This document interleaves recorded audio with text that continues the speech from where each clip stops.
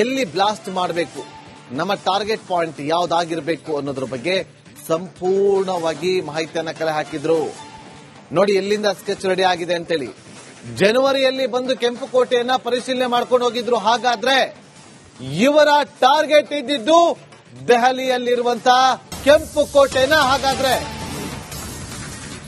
ಜನವರಿ 26ನೇ ತಾರೀಕು ಕೆಂಪುಕೋಟೆ ಸ್ಫೋಟಿಸೋದು ಉಗ್ರರ ಪ್ಲಾನ್ ಆಗಿತ್ತು. ಬಂಧಿತ ಮುಜಾಮಿಲ್ನ ವಿಚಾರಣೆಯಲ್ಲಿ ಈ ಸ್ಫೋಟಕ ಅಂಶ ಬಯಲಾಗಿದೆ.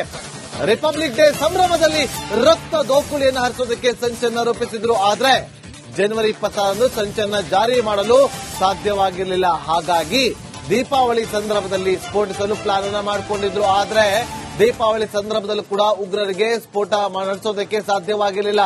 ಮತ್ತೊಂದು ದಿನಕ್ಕೋಸ್ಕರ ಕಾಯ್ತಾ ಕುಳಿತಂತ ವೈಟ್ ಕಾಲರ್ ಟೆರರಿಸ್ಟ್ಗಳು ಜನವರಿಯಲ್ಲೇ ದೊಡ್ಡ ಮಟ್ಟದಲ್ಲಿ ಪ್ಲಾನ್ ಅನ್ನ ಮಾಡಿಕೊಂಡಿದ್ರು.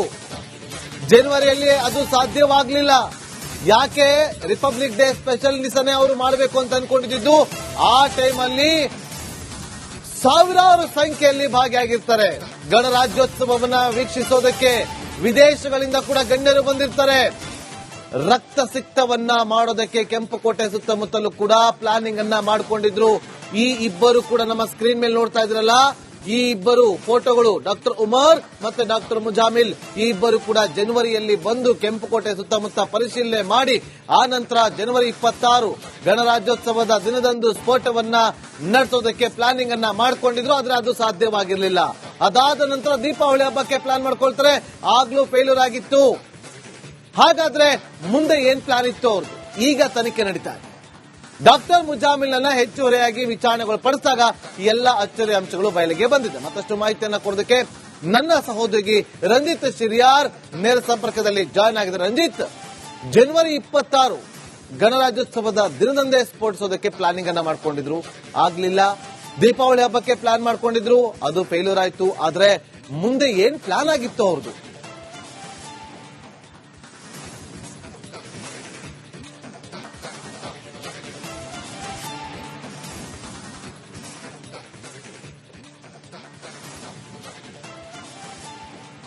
ನಾಗೇಂದ್ರ ಬಾಬು, ನೋಡಿ, ಜನವರಿ 26ನೇ ತಾರೀಕು ಗಣರಾಜ್ಯೋತ್ಸವದ ದಿನದಂದು ಕೆಂಪುಕೋಟೆಯಲ್ಲಿ ನಡೆಯುವಂತಹ ರಾಷ್ಟ್ರದ ಒಂದು ಗುರುತು, ದೇಶದ ಒಂದು ಗುರುತು ರೆಡ್ ಫೋರ್ಟ್, ಇಲ್ಲಿ ನಡೆಯುವಂತಹ ಕಾರ್ಯಕ್ರಮದಲ್ಲಿ ಸಾವಿರಾರು ಜನ ಸೇರ್ತಾರೆ. ಅವತ್ತು ಅಲ್ಲಿ ಇವರು ಬ್ಲಾಸ್ಟ್ ಮಾಡಬೇಕು ಅಂತೇಳಿ ಅಂದ್ಕೊಂಡಿದ್ರು. ಆದ್ರೆ ಅದು ಸಾಧ್ಯ ಆಗಿಲ್ಲ. ಇದಕ್ಕೆ ಪೂರ್ವ ತಯಾರಿ ಹೇಗಿತ್ತು ಅಂತ ಕೇಳಿದ್ರೆ, ಅಸಲಿಗೆ ಈ ಶಾಹೀನ್ ಏನಿದ್ದಾಳಲ್ಲ, ಇವಳು ದೆಹಲಿಯಲ್ಲಿ ಕೆಲಸ ಮಾಡ್ತಾ ಇದ್ಲು. ದೆಹಲಿಯಲ್ಲಿ ಸಹಾಯಕ ವೈದ್ಯೆಯಾಗಿ ಕೆಲಸ ಮಾಡ್ತಾ ಇದ್ಲು. ಅದಾದ ನಂತರ ಅವಳು ಫರೀದಾಬಾದ್ ಜಿಲ್ಲೆಯ ಈ ಧೌಜ್ ಅನ್ನುವಂತ ಈ ಊರಿಗೆ ಶಿಫ್ಟ್ ಆಗಿರೋದು. ಇಲ್ಲಿ ಅವಳು ಅಸಿಸ್ಟೆಂಟ್ ಡಾಕ್ಟರ್ ಆಗಿ ಕೆಲಸವನ್ನ ಮಾಡ್ತಾ ಇದ್ಲು. ನೋಡಿ, ಇವರು ಮೊದಲೇ ತಯಾರಿಯನ್ನ ಮಾಡಿರೋ ಹಂಗೆ ಜನವರಿ ಮೊದಲ ವಾರದಲ್ಲಿ ಈ ಮುಜಾಫಿರ್ ಅಲಿಯಾಸ್ ಮುಜೈದ್ ಏನಿದಾರಲ್ಲ, ಮೊಹಮ್ಮದ್ ಮುಜಾಫಿರ್ ಅಲಿಯಾಸ್ ಮುಜೈದ್, ಆತನು ಮತ್ತು ಡಾಕ್ಟರ್ ಉಮರ್ ಅವರಿಬ್ರು ಕೂಡ ಜನವರಿ ಕೆಂಪುಕೋಟೆಯ ಸುತ್ತಮುತ್ತ ಹೋಗಿ ಪರಿಶೀಲನೆ ಮಾಡಿ ಬಂದಿದ್ರು. ಎಲ್ಲಿ ನಾವು ಬ್ಲಾಸ್ಟ್ ಮಾಡಿದ್ರೆ ಎಷ್ಟು ಹಾನಿ ಆಗುತ್ತೆ ಅನ್ನೋದನ್ನ ಪರಿಶೀಲನೆ ಮಾಡಿ ಬಂದಿದ್ರು. ನೋಡಿ, ಅವರ ಲೆಕ್ಕಾಚಾರ ಹೆಂಗಿತ್ತು ಅಂತ ಕೇಳಿದ್ರೆ, ಈ ಅಲ್ ಫಲಾಹ್ ಯೂನಿವರ್ಸಿಟಿಯ ಲ್ಯಾಬ್ನಲ್ಲಿ ಎಲ್ಲವನ್ನು ಕೂಡ ತಯಾರಿ ಮಾಡಿಕೊಂಡು ಅಲ್ಲಿ ಹೋಗಿ ಒಂದು ಜನ ಸೇರುವಂತ ಜಾಗದಲ್ಲಿ ಹೋಗಿ ಬ್ಲಾಸ್ಟ್ ಮಾಡೋದು ಇವರ ಉದ್ದೇಶವಾಗಿತ್ತು. ಅಲ್ಲಿ ಗೌರಿಶಂಕರ ಮಂದಿರ ಇದೆ, ಕೆಂಪುಕೋಟೆ ಎದುರುಗಡೆ, ಚಾಂದಿನಿ ಚೌಕ್ನ ಎದುರುಗಡೆ ಗೌರಿಶಂಕರ ಮಂದಿರ ಇದೆ, ಜೈನ ಮಂದಿರವೂ ಕೂಡ ಇದೆ. ಅಲ್ಲಿ ಚಾಂದಿನಿ ಚೌಕ್ ಅಂತ ಹೇಳಿದ್ರೆ ಆ ರಸ್ತೆಯಲ್ಲಿ ಸುಮಾರು ಲಕ್ಷಾಂತರ ಜನ ಪ್ರತಿದಿನ ಓಡಾಡ್ತಾರೆ, ಪ್ರತಿದಿನ ಹೋಗೋರು ಬರೋರು ಇರ್ತಾರೆ. ಇವರ ಒಂದು ಖತರ್ನಾಕ್ ಐಡಿಯಾ ಅಥವಾ ವಿಧ್ವಂಸಕ ಕೃತ್ಯ ಅಲ್ಲೇ ಮಾಡುವಂತ ಲೆಕ್ಕಾಚಾರ ಇತ್ತು. ಆದ್ರೆ ಈ ಉಮರ್ ಅನ್ನುವಂತ, ಈ ಡಾಕ್ಟರ್ ಉಮರ್ ಅನ್ನುವಂತ ಈ ಭಯೋತ್ಪಾದಕ ಇದ್ದಾನಲ್ಲ, ಈತ ಹೇಗೆ ಬಲಿಪಶು ಆದ್ವ ಅಂತ ಕೇಳಿದ್ರೆ, ಈ ಅಲ್ ಫಲಾಹ್ ಯೂನಿವರ್ಸಿಟಿಯ ಮೇಲೆ ಪೊಲೀಸರು ದಾಳಿಯನ್ನ ಮಾಡಿದಾಗ ಇವರ ಬಂಡವಾಳ ಬಯಲಾಗುತ್ತೆ. ಈ ಮುಜಾಫಿರ್ ಅನ್ನುವಂತ ಈ ಡಾಕ್ಟರ್ ಮುಜಾಫಿರ್ ಇದ್ದಾನಲ್ಲ, ಈತ ಕ್ಯಾಂಪಸ್ನ ಒಳಗಡೆ ಆತನಿಗೆ ಪ್ರತ್ಯೇಕವಾಗಿ ರೂಮ್ ಇತ್ತು. ಆದ್ರೆ ಆತ ಹೊರಗಡೆ, ಕ್ಯಾಂಪಸ್ನಿಂದ ಹೊರಗಡೆ 2 ರೂಮ್ ಅನ್ನ ಬಾಡಿಗೆಗೆ ಪಡ್ಕೊಂಡಿದ್ದ. ಯಾಕಂತ ಹೇಳಿದ್ರೆ ಅಲ್ಲಿ ಆತ ಸ್ಫೋಟಕಗಳನ್ನ ಇಳಿಸ್ತಾ ಇದ್ದ. ಪೊಲೀಸರು ದಾಳಿ ಮಾಡಿದಾಗ ಸುಮಾರು 350 ಕೆಜಿಯಷ್ಟು ಸ್ಫೋಟಕ ಪತ್ತೆಯಾಗಿತ್ತು. ಒಟ್ಟು ಈ ಫರೀದಾಬಾದ್ನಲ್ಲಿ ಸುಮಾರು ಸುಮಾರು 2900 ಕೆಜಿಯಷ್ಟು ಸ್ಫೋಟಕ ಪತ್ತೆಯಾಗಿತ್ತು. ಶಸ್ತ್ರಾಸ್ತ್ರಗಳು ಮತ್ತೆ ಬಂದೂಕುಗಳು, ಬಾಂಬ್ಗಳನ್ನ ಆತ ಪ್ರತ್ಯೇಕವಾಗಿ ಬಾಡಿಗೆ ಪಡೆದಂತ ರೂಮ್ ನಲ್ಲಿ ಸಂಗ್ರಹಿಸಿಟ್ಟಿದ್ದ. ಯಾವಾಗ ಪೊಲೀಸರಿಗೆ ಈ ಶಾಹಿರ್ ಮತ್ತೆ ಈ ಮುಜಾಫಿರ್ ಸೇರಿದಂತೆ ಈ 3 ಜನರ ಬಂಧನ ಈ ಕಾಲೇಜ್ನಲ್ಲಿ ಆಗುತ್ತೆ, ಈ ಯೂನಿವರ್ಸಿಟಿಯಲ್ಲಿ ಆಗುತ್ತೆ, ಆಗ ಡಾಕ್ಟರ್ ಉಮರ್ ಗಲಿಬಿಲಿ ಆಗ್ತಾನೆ. ಆತ ಅಂದುಕೊಂಡಂತ ಪ್ಲಾನ್ ಫೇಲ್ ಆಯ್ತಲ್ಲ ಅಂತ ಹೇಳಿ ಆತ ಅನ್ಕೊಳ್ತಾನೆ. ಏಕಾಂಗಿಯಾಗಿ ಆತ ಎಲ್ಲವನ್ನೂ ಕೂಡ ಒಂದಿಷ್ಟು ಪ್ಲಾನ್ ಮಾಡಿಕೊಂಡು ಇಲ್ಲಿರುವಂತಹ ಸ್ಫೋಟಕಗಳನ್ನ ಅಥವಾ ಈ ಫರೀದಾಬಾದ್ ನಲ್ಲಿರುವಂತಹ ಸ್ಫೋಟಕಗಳನ್ನ ಬೇರೆ ಕಡೆಗೆ ಶಿಫ್ಟ್ ಮಾಡುವಂತ ಎಲ್ಲಿ ಬ್ಲಾಸ್ಟ್ ಮಾಡಬೇಕು, ನಮ್ಮ ಟಾರ್ಗೆಟ್ ಪಾಯಿಂಟ್ ಯಾವ್ದಾಗಿರ್ಬೇಕು ಅನ್ನೋದ್ರ ಬಗ್ಗೆ ಸಂಪೂರ್ಣವಾಗಿ ಮಾಹಿತಿಯನ್ನ ಕಲೆ ಹಾಕಿದ್ರು. ನೋಡಿ ಎಲ್ಲಿಂದ ಸ್ಕೆಚ್ ರೆಡಿ ಆಗಿದೆ ಅಂತೇಳಿ. ಜನವರಿಯಲ್ಲಿ ಬಂದು ಕೆಂಪುಕೋಟೆಯನ್ನ ಪರಿಶೀಲನೆ ಮಾಡ್ಕೊಂಡು ಹೋಗಿದ್ರು. ಹಾಗಾದ್ರೆ ಇವರ ಟಾರ್ಗೆಟ್ ಇದ್ದಿದ್ದು ದೆಹಲಿಯಲ್ಲಿರುವಂತಹ ಕೆಂಪುಕೋಟೆನ. ಹಾಗಾದ್ರೆ ಜನವರಿ 26ನೇ ತಾರೀಕು ಕೆಂಪುಕೋಟೆ ಸ್ಫೋಟಿಸೋದು ಉಗ್ರರ ಪ್ಲಾನ್ ಆಗಿತ್ತು. ಬಂಧಿತ ಮುಜಾಮಿಲ್ನ ವಿಚಾರಣೆಯಲ್ಲಿ ಈ ಸ್ಫೋಟಕ ಅಂಶ ಬಯಲಾಗಿದೆ.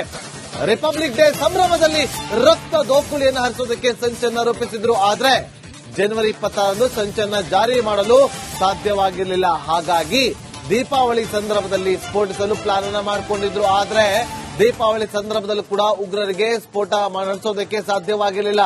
ಮತ್ತೊಂದು ದಿನಕ್ಕೋಸ್ಕರ ಕಾಯ್ತಾ ಕುಳಿತಂತ ವೈಟ್ ಕಾಲರ್ ಟೆರರಿಸ್ಟ್ಗಳು ಜನವರಿಯಲ್ಲೇ ದೊಡ್ಡ ಮಟ್ಟದಲ್ಲಿ ಪ್ಲಾನ್ ಅನ್ನ ಮಾಡಿಕೊಂಡಿದ್ರು. ಜನವರಿಯಲ್ಲಿ ಅದು ಸಾಧ್ಯವಾಗಲಿಲ್ಲ. ಯಾಕೆ? ರಿಪಬ್ಲಿಕ್ ಡೇ ಸ್ಪೆಷಲ್ ನಿಸನೆ ಅವರು ಮಾಡಬೇಕು ಅಂತ ಅನ್ಕೊಂಡಿದ್ದು. ಆ ಟೈಮಲ್ಲಿ ಸಾವಿರಾರು ಸಂಖ್ಯೆಯಲ್ಲಿ ಭಾಗಿಯಾಗಿರ್ತಾರೆ. ಗಣರಾಜ್ಯೋತ್ಸವವನ್ನ ವೀಕ್ಷಿಸೋದಕ್ಕೆ ವಿದೇಶಗಳಿಂದ ಕೂಡ ಗಣ್ಯರು ಬಂದಿರ್ತಾರೆ. ರಕ್ತಸಿಕ್ತವನ್ನ ಮಾಡೋದಕ್ಕೆ ಕೆಂಪುಕೋಟೆ ಸುತ್ತಮುತ್ತಲೂ ಕೂಡ ಪ್ಲಾನಿಂಗ್ ಅನ್ನ ಮಾಡಿಕೊಂಡಿದ್ರು.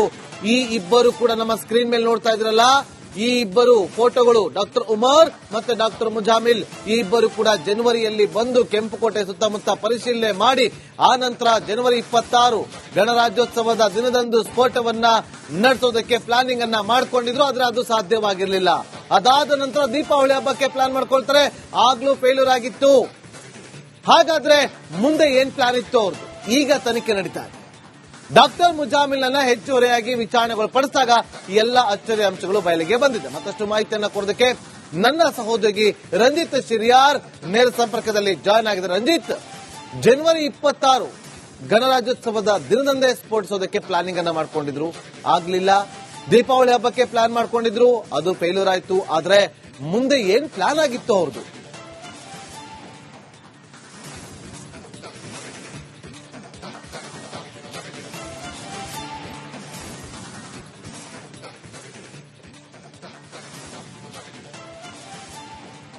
ನಾಗೇಂದ್ರ ಬಾಬು, ನೋಡಿ ಜನವರಿ 26ನೇ ತಾರೀಕು ಗಣರಾಜ್ಯೋತ್ಸವದ ದಿನದಂದು ಕೆಂಪುಕೋಟೆಯಲ್ಲಿ ನಡೆಯುವಂತಹ ರಾಷ್ಟ್ರದ ಒಂದು ಗುರುತು, ದೇಶದ ಒಂದು ಗುರುತು ರೆಡ್ ಫೋರ್ಟ್, ಇಲ್ಲಿ ನಡೆಯುವಂತ ಕಾರ್ಯಕ್ರಮದಲ್ಲಿ ಸಾವಿರಾರು ಜನ ಸೇರ್ತಾರೆ. ಅವತ್ತು ಅಲ್ಲಿ ಇವರು ಬ್ಲಾಸ್ಟ್ ಮಾಡಬೇಕು ಅಂತ ಹೇಳಿ ಅಂದ್ಕೊಂಡಿದ್ರು. ಆದ್ರೆ ಅದು ಸಾಧ್ಯ ಆಗಿಲ್ಲ. ಇದಕ್ಕೆ ಪೂರ್ವ ತಯಾರಿ ಹೇಗಿತ್ತು ಅಂತ ಕೇಳಿದ್ರೆ, ಅಸಲಿಗೆ ಈ ಶಾಹೀನ್ ಏನಿದ್ದಾಳಲ್ಲ, ಇವಳು ದೆಹಲಿಯಲ್ಲಿ ಕೆಲಸ ಮಾಡ್ತಾ ಇದ್ಲು. ದೆಹಲಿಯಲ್ಲಿ ಸಹಾಯಕ ವೈದ್ಯೆಯಾಗಿ ಕೆಲಸ ಮಾಡ್ತಾ ಇದ್ಲು.